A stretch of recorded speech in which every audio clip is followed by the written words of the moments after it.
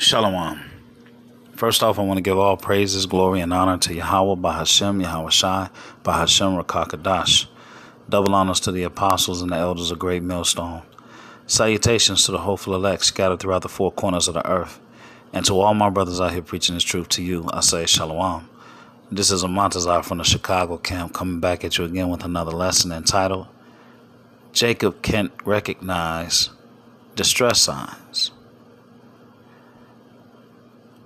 I found out last week that Jacob cannot recognize distress signs. I snapped a ball joint in my vehicle, all right, in the strip mall here in Chicago. And I was in distress for a couple hours, quite a few hours actually. But even with the hood lifted up and even with the hazard lights on and even with this big red bag underneath the tire, Jake just did not understand the signs of distress. So what did he do? He kept running up on the back of my vehicle, expecting me to move. I mean, it was really, really ridiculous. And I'm like, you don't see all this? But it was very frustrating, but at the same time, it was also spiritual. Because Jake don't see the signs that's happening in the world either. He doesn't see the frequency of these earthquakes and volcanoes. He's not paying attention to the uproars of the people in all these countries, all right, with all of these so-called juicy juice mandates and everything else. He's not paying attention to the fact that we're approaching that famine. Jake is also not paying attention to the fact that the dollar is becoming worthless by the day, and that all the other countries are planning on dropping a dollar. All right.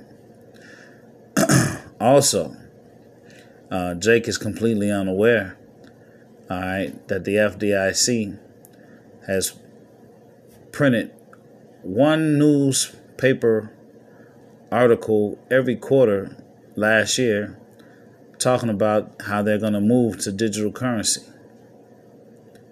All right.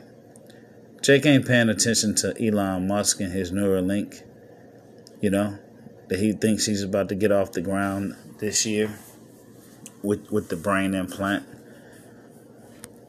So all these signs and all these things, all right, Jake is not into.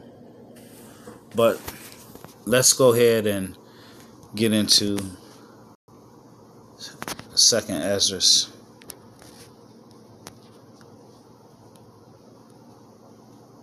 Second Esdras 9, and we're going to go 1 through 6. He answered me then and said, Measure thou the time diligently in itself, and when thou seest part of the signs pass, which I have told thee before, then shalt thou understand that it is the very same time wherein the highest will begin to visit the world which he made. Therefore, when there shall be seen earthquakes and uproars of the people in the world, then shalt thou well understand that the Most High spake of those things from the days that were before thee, even from the beginning. For like as all that is made in the world have a beginning and an end, and the end is manifest, even so the times also of the highest have plain beginnings in wonder, and powerful works and endings in effects and signs. So everything has a time. You find that out in the book of Ecclesiastes. So everything has a time under the sun. Everything has a beginning, an end. There's a time to give birth. There's a time to kill. All right. And this earth has an expiration as well. All right. And that's what you're reading about. Let's go to the 15th chapter, because we're talking about these signs. 2nd Esdras 15:1, and it reads, Behold, speak thou in the ears of my people the words of prophecy which I will put in thy mouth, said Yahweh, and cause them to be written in paper, for they are faithful and true. Fear not the imaginations against thee, and let not the incredulity or unbelief of them trouble thee that speak against thee. For all the unfaithful shall die in their unfaithfulness. Behold, said Yahweh, I will bring plagues upon the world, the sword, famine, death, and destruction. For wickedness hath exceedingly polluted the whole earth, and their hurtful works are fulfilled. Okay?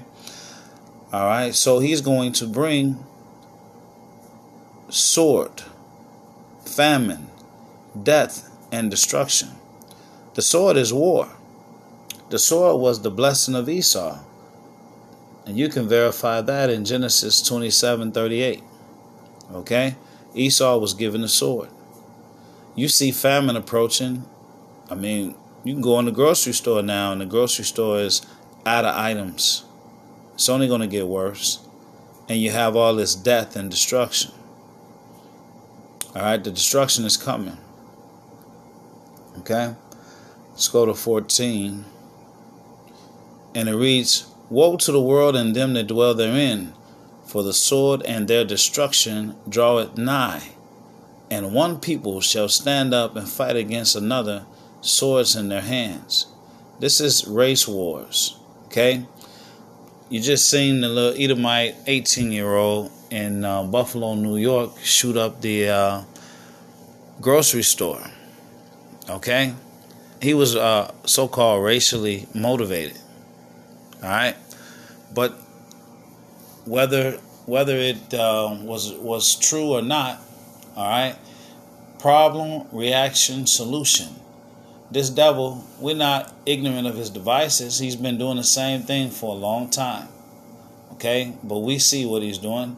Problem, reaction, solution.